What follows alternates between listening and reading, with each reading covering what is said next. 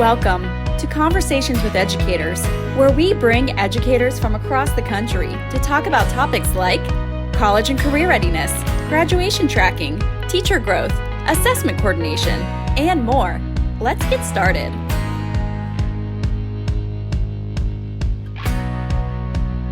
All right, Heidi. All right. Hi, everyone. My name is Dr. Heidi King. Welcome to our conversation with educators today. Today we have Nathan Tuttle with us. He's from Matchbook Learning in Indianapolis, Indiana, and I will let him talk more about himself in just a second. So this webinar today is your evaluation system failing? 3 critical mistakes K-12 leaders make, and then how to fix them. Just a little bit about myself, and then I'll turn it over to Amy Stock to introduce herself and go over the agenda. My name is Heidi King. I have been in public education for about 19 years prior to coming to Education Advanced, kind of one of those like people who've held every role, social studies teacher, coach. I was a dean of students, a principal. I do have my superintendent's license and did a little bit of that when my superintendent was out of the district, but never actually officially held that role. Very passionate about teacher evaluation. And I'm coming to you from Wisconsin. So we did a lot with the Danielson rubric in Wisconsin when I was evaluating staff. So that's just a little bit about me. I will turn it over to Amy Stock to talk about the agenda, and then she'll hand it over to Nathan. Hi, everyone. Amy Stock. I am a 15-year public educator in, as I said, South Texas. Spent all of my time in the middle school area. That's my favorite, from teacher to principal before I made the jump here to Education Advanced. So very excited to work through. I have evaluated everyone from pre-K to high school level. So very interested in the evaluation role and making it easier for educators. So as you can see on the screen, our agenda for today, we'll start by kind of introducing. I'm going to turn it over to Nathan here in just a second. We're going to go over our conversation of the 3 main pieces, starting with the one-size-fits-all trap, the goal-setting gap, the communication barrier. We do have both the chat and the Q&A open. So if you have questions or thoughts as we're talking, please feel free to drop either in the chat or the Q&A. We would love to discuss further on the screen. So at this point, I will let Nathan give a little bit of information about himself. Hi, everybody. My name is Nathan Tuttle. I'm currently the head of school at Matchbook Learning here in Indianapolis, Indiana. I started out as a music teacher and moved into principalship, assistant principal. I've also been involved with alternative education, became the CEO, executive director of an arts charter school, and then moved over to Matchbook Learning as their restart principal. And so I've been doing this education thing for about 23 years. I've been leading schools for about 13 of those. And yeah, so I was around when the Danielson rubric hit it big, and the RISE evaluation system and so on and so forth. And so, and I've been able to restructure our evaluation system here at Matchbook. So excited to be on the webinar today. First, let me unmute. So we will get started on discussing the one-size-fits-all trap.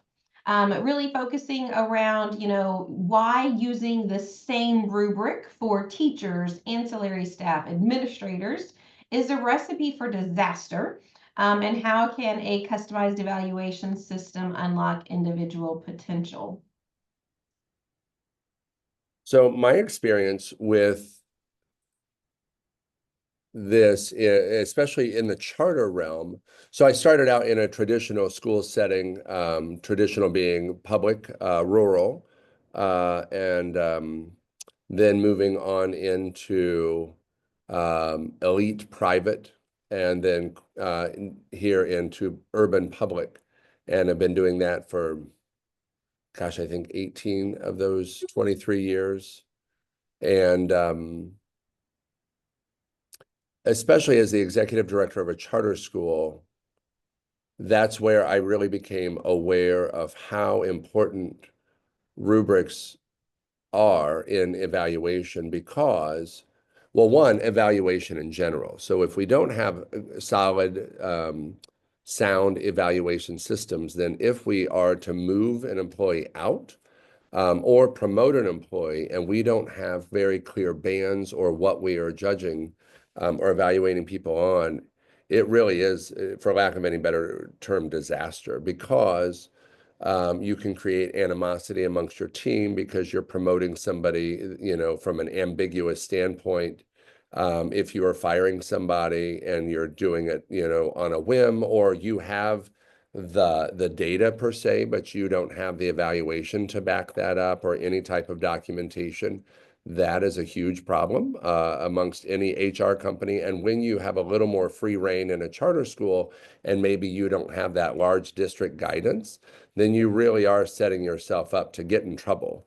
So you almost have to provide your own guardrails. So if anybody thinks, well, charter schools have more freedom, no. And there's just as much oversight, but sometimes you don't have the large HR department to defer to. And so it's really important, or at least it has in my experience, to make sure that I have strong evaluation systems in for each of my staff members. And so we have about 9 groups of staff members here in this particular charter school. We serve about 700 kids, and we are K through 8. And so within my system right now, we have, and I'm probably not going to name all 9, but we have paraprofessionals who work with our life skills kids. We have 2 life skills classrooms. We have instructional assistants who work with our MLL population. We also have interventionists who work with our gen ed population. We have special education teachers, MLL teachers, which I group in the same bucket. And then we have our gen ed teachers. We also have the principal and 2 vice principals. And so we are observed differently. I also answer to a board, so they have an evaluation process for me, but I also created my own rubric for them to approve, and my own metrics for them to approve. And then we have an operations department, people who handle the hiring and firing paperwork. And then we have administrative assistants. We also have a restorative team, so dean of students, and then their whole team. So there are several people. If we operated, everyone operating on a gen ed teacher evaluation system, I'm not sure of, all the people on the webinar today, but I think we could all agree that simply wouldn't apply. Some people need evaluated simply twice a year. If you're using the Danielson rubric and you're using, some sort of 3 shorts and 2 longs type of cadence, then that might be your gen ed cadence. And that would, of course, require some sort of applicable rubric. But the Danielson rubric, of course, is not going to apply to a front office assistant or our director of operations or our director of compliance. So having different rubrics that actually apply to people's jobs. We also have a SPED coordinator. We have several coordinators in the building as well. And so making sure that they understand their role and how they're evaluated, and that the rubric is applicable. Also, if we add a wrong rubric, it just really makes the administration look incompetent. Like, do you not understand my job? And you don't know how to evaluate me, so you're just coming up with something? Or do you truly understand what I'm supposed to be doing? And are you going to evaluate me as such? So we have a great question actually that just goes right off of that. So you had mentioned that you kind of get to look over your rubric and then send it to the board for approval. Do your other coordinators or teachers or ancillary staff kind of do the same thing, or how are those rubrics chosen? yeah, so I worked with Education Advanced, and I have worked with this platform before. So I knew that I could pick any rubric and have it tailored. So I picked any rubric that I thought was applicable to the position.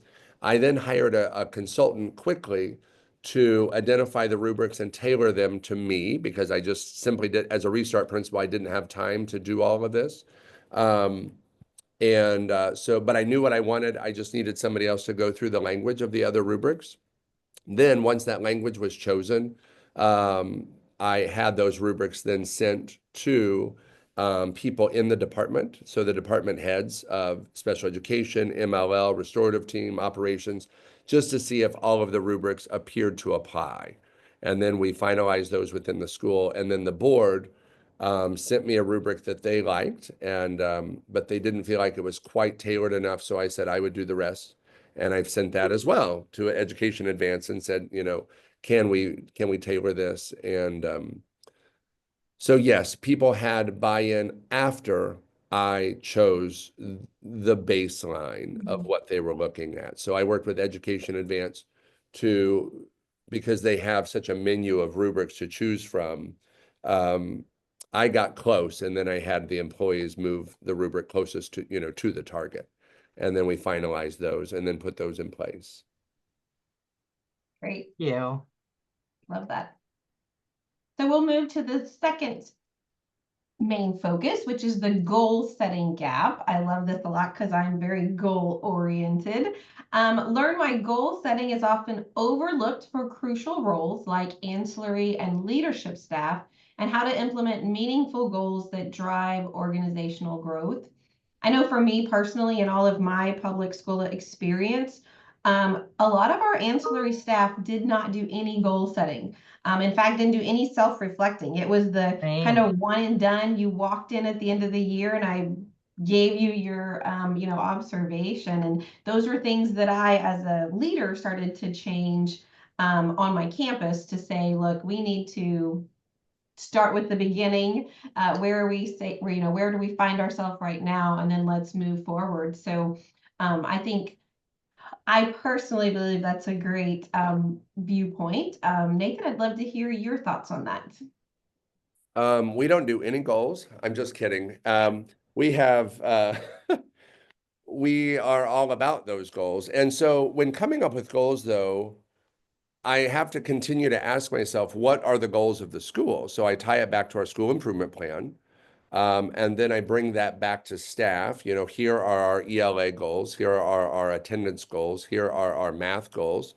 And then the director of operations, I as the head of school, we may have some different metrics, but we add those metrics in. So not just the rubric. So the rubric is about 50% of our evaluation process. The other 50% is based on goals and data. And so if you score extremely well on your rubric, but your data comes in, a hot mess, then that way the evaluation process is much more comprehensive. And so for our counselors, social workers, when they have direct contact and direct input on attendance matters, so say chronic absenteeism, then my job, or what I charge them with is, can you reduce chronic absenteeism by X amount of percent? And so we set goals around that. We also use, it's totally off topic, but it's a book called Get Better Faster. So we have teacher action steps. So as far as a personal/professional goal, rather than having a random, I will attend a PD event, outside of school, which I remember way back when that was a professional goal that was kind of thrust upon me. I thought, what is most applicable for our gen ed staff to have for themselves? And so we have a hierarchy of action steps that the teacher should master within a classroom. And so those are their personal reflection goals. But they know the hierarchy, they know where they're trying to get to. And we have defined all of those action steps and practiced those. So they have the resources to get there. But as the building leader, I have to make sure that the goals are aligned with my goals, with the school's goals. They aren't just random. And I don't just let the teacher pick some random thing or the staff person pick something totally out of pocket. It has to be something related to the school. So I do offer that somewhat of a menu. So our gen ed teachers, our special education teachers, and our MLL, they all have to be looking at action steps. But then metrics and goals around, whether it's having so much money, so many days worth of money in the bank for our director of operations or things like that. Those goals are all set differently. And then everything is rated on a 4-point scale. So highly effective, effective, needs improvement, and ineffective. And I can rate that across that can be front desk, that can be a teacher. So even their goals have a ranking. Nothing is yes, no. And then I honestly have leveraged AI to decide and help define the different percentage rankings for highly effective, effective, needs improvement, and ineffective. But yes, goals are extremely important. And again, it adds to that one, comprehension of an evaluation, and two, it also relays to the employee that one, I know your job and I know my job, and we're all in the same boat working for kids and families. And so that way, nothing is totally random or totally unrelated to school or the profession we're in. Great. I really like that. I really like how you talked about like, so you have your goals and it's never a yes or no. There is that kind of, in your case, 4-point scale to kind of go between and being able to have that range. Because if we're not measuring them and, you know, putting those action steps together, then they're just a little piece of paper that we wrote something down on. And I definitely like appreciate kind of hearing that, really taking it and using it then across the board. Can I Yeah, add and a I- little bit too? And it's a little bit of a plug. And I know you guys didn't ask me to do this, but I think what I also enjoy about the platform we're using is all of those goals can be tailored to having a 10% impact or a 25% impact. And so when it comes to the calculations, the software that we use does all of that for us. All we have to do is have that tailored. So it's boggling to me when when I have to think of the goals for teachers and I have to come up with all that. But thank goodness I don't have to come up with the calculations. All I have to do is say, we need to end up at 100%, and here's what it would look like. And so the software does all of that as long as I'm clear with what I want the goals to calculate toward. And the other beauty of the software is that it creates a signature line, a summative evaluation. So not only can you give that finalized report, but there is truly a signature page. And it's just beautiful because it makes all of these meetings that we have with our staff very formal, very official. And so people then also get the impression not only are we knowledgeable and that we're competent as leaders, but also we value the employee by sitting down and talking with them and having them sign a sheet of paper that says, I was evaluated. Because you can talk to teachers and staff all over the country and they're like, my leader never saw me, my leader never evaluated me, so on and so forth. And so to have a clear cadence with clear goals, with clear rubrics and clear sign-off sheets that are calculated and that can be archived, it's just a nice professional way to be. Which really leads into the communication breakdown. You talked about kind of that overall sign at the end. We had these discussions, but let's kind of dig a little deeper on kind of, you know, poor communication obviously can sabotage the best intentions. Let's think about clear, consistent feedback that fosters true improvement. What do you have in place currently that kind of helps that communication take place besides beginning of the year, end of year? Right. And so many of our employees who are non-gen ed and non-SPED, non-MLL are middle of year, end of year. But at least they have that halfway point. We also have a very clear progressive discipline paperwork. And so everybody's aware of like where the guardrails are. We also, and I used a consultant for this, and it was just very quick. I knew what I wanted. I just didn't have time to produce it. So they did for us, which is an evaluation guidebook. And so it says, if you're in one of these 9 categories, here is your evaluation timeline. Here's a link to your rubric. It's all electronic. Here are here's the expectations. Here's your goals. And here is the cadence of which you will be observed and evaluated and met with.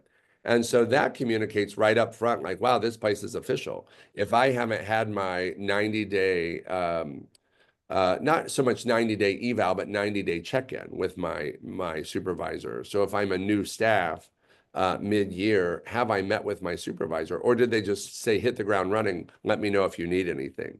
And that doesn't work very well either, because then when they're I'm on their there. way out and they're exhausted and they've quit in the middle of the year, and you're like, but I told you to let me know if you need anything. And they're like, yeah, but you didn't listen because you didn't have a formal meeting with me. And I just didn't feel like you had enough time for me.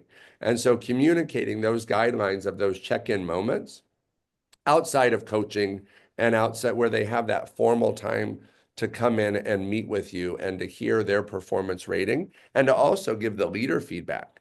That's super important. But I would say, using a guidebook and producing that before the year starts it's super important for me. And it also helps me on my own calendar to make sure that I am meeting my own, my own guidelines. The other thing we do here is we do not schedule, we don't pre-schedule evaluations. So I know some districts need to do that. But my own personal pro tip for me is don't, because if for some reason I can't get in on that period or that time, or the teacher's absent that day, it is so hard to reschedule and find that window. So I let my staff know that you will be evaluated in the next 2 weeks. Just keep doing what you're doing. And that way I'm not obligated to a date and time, and nor are they going to put on some show and then feel really disappointed if I didn't show up for it. I have to say that I absolutely love your guidebook from the standpoint that you talked about it for your staff, but also for yourself. But then working with you as a partner, it is just so nice to get that and see exactly what, we need to do on our end to make everything work as you need it to. Dates, I mean, it is really, really fabulous. So I'm glad that you brought that up, because I think that's something that a lot of districts don't have that could be added that would be really helpful to all partners involved in evaluation. And if you're a leader who might be working for a charter or your HR and you're just trying to figure all this out, there are always bigger districts who have created these guidebooks, and they're typically very visible. And so, you can always piggyback on a wheel that has already been invented and just tailor it to your own liking. And so and with AI these days, I mean, you can create something from scratch, but personally, I would just find a local bigger district and see what their evaluation timeline and their staff groupings are, and then tailor it to your own. Nobody cares. Nobody cares. So many of them have them. Yes, just publicly posted on their website. Take it, download it, chop it up, add your own flair. It's a great point. To don't reinvent the wheel. No. In fact, the consultant that I paid, she said, well, what I did was I just went and grabbed this district's guidebook, and I'm like, God, I probably could have done that. But it was nice that she did that, and it reminded me that this has been invented. So I don't have to come up with this all on my own. People have grouped their staff. They know what to do. And so if you're just starting out, my advice would be don't be overwhelmed. AI can leverage that as well. And it's just been very handy. Awesome. Appreciate that. We are coming up on the 30 minutes here, so I will not, we'll do a little wrap up. If you have any questions or want to drop any feedback, please use the Q&A or the chat and drop those in. We appreciate Nathan being with us today, talking about the one-size-fits-all trap and how important it is to have customized evaluations. The goal setting gap, I do have to laugh at the whole we don't use goals. That was hilarious. Great comedic timing there, Nathan. The importance of those goals and putting them in place and kind of setting them. And then that communication breakdown, I truly found a lot of value in really just formally saying, put it in writing, create a guidebook that says exactly how your evaluation is going to run. Have that year-long, expectation laid out so everybody in the building knows what is expected and what's going on. So I hope everyone took some of those nuggets out and are going to be able to kind of put that in practice. I'm definitely looking forward to hearing from our partners, as I'm hoping maybe Heidi and I are going to start getting some rubric requests coming through, asking any of our current members how they can go in and make their rubrics a little more specific. We are definitely here to help with that. But just in general, taking the time to really revamp your evaluation process and make sure it's as detailed and specific as it needs to be. Heidi, do you or Nathan have anything that you want to close with? I just, again, if you do have any questions that you would like to ask, please feel free to drop those into the chat or the Q&A. We love questions and are happy to answer them. And then just, of course, thank you, Nathan Tuttle, very much for being here. We really appreciate it. We love hearing from you and your expertise. It's wonderful. So we appreciate it and thank you very much. Thank you. No, I really appreciate being on, and I appreciate all the service and of course that platform that we use with you guys and everything we talked about as far as being clear and concise with our staff and letting them know, like, here's what's going on. You know, since Nathan said the platform, we'll go ahead and put up our Education Advanced page with our 3 different products. But of course, that wasn't the goal for the day. It was really to talk through. I feel pretty confident that we will be reaching out to Nathan again over the next year or so to maybe host another webinar with us to talk through. So, you know, we said questions about today. If you have things that you are curious to hear about, you know, this entire series is called Conversations with Educators. So if there are other things that you are interested in kind of hearing more about, you can also drop those in the chat or email Heidi or myself, and we will, you know, work to try to get wonderful thought leaders like Nathan to come join us and talk through how different schools do things across the board. So with that, I think I hit 11:30 on the dot, so we will go ahead and close up for today. I appreciate everyone for joining us. You will receive the recording once it is all finalized and ready to be shared. So, bye everyone. Thank you so much. Thank you, everyone. Excellent. Thank you. Thanks for joining us. If you want to learn more about college and career readiness, graduation tracking, teacher growth, assessment coordination, be sure to subscribe to our newsletter. Until next time.